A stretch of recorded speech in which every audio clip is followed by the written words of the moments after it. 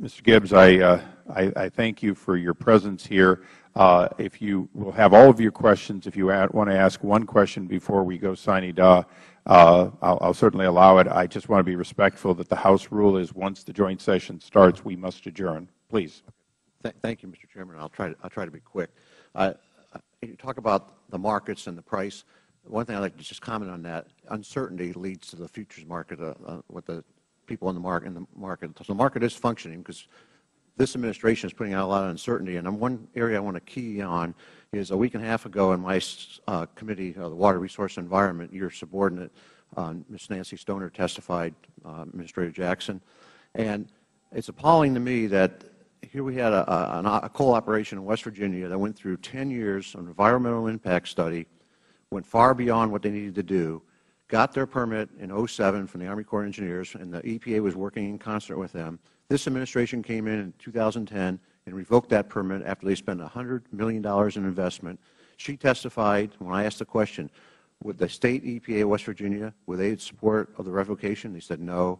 Did the Army Corps of Engineers give any new evidence that they were in permit violation or there was any problems? The Army Corps didn't supply any of that evidence.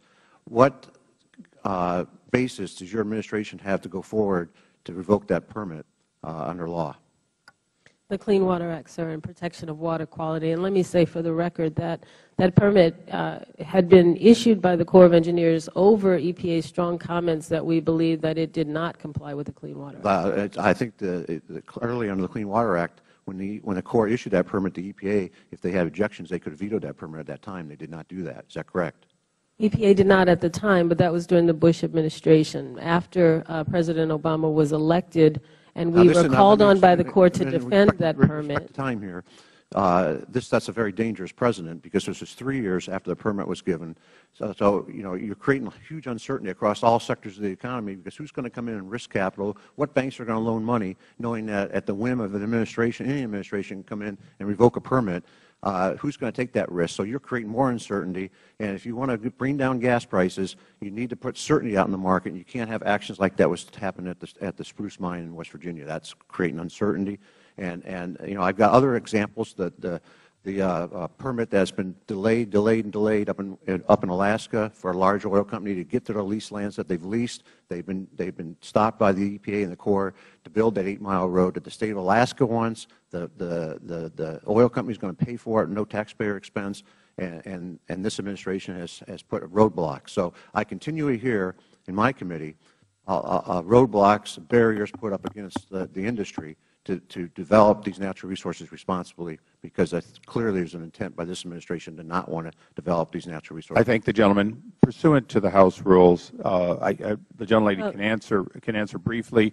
We're going to have to recess in the balance of both his questions and answers. I'd appreciate your answering for the record, but please. And I will submit a longer answer for the record. Let me simply just make 3 statements. This administration has not any intent to increase in uncertainty in the market. In fact, many of the rules we've done have been intended to finally answer questions, many of them long overdue. With respect to the Spruce Mine case, this administration was forced with a decision either to defend a permit in court that EPA had never agreed was given properly, or to exercise its right under the Clean Water Act to veto it. And finally, happy to give some answers on Alaska for the record, sir. I appreciate it, and I appreciate all the members' time. And you went past the hour and 45 that we said. It's a little over 2. And as the Prime Minister takes the floor, we're going to stand adjourned. And I appreciate your answering questions for the record.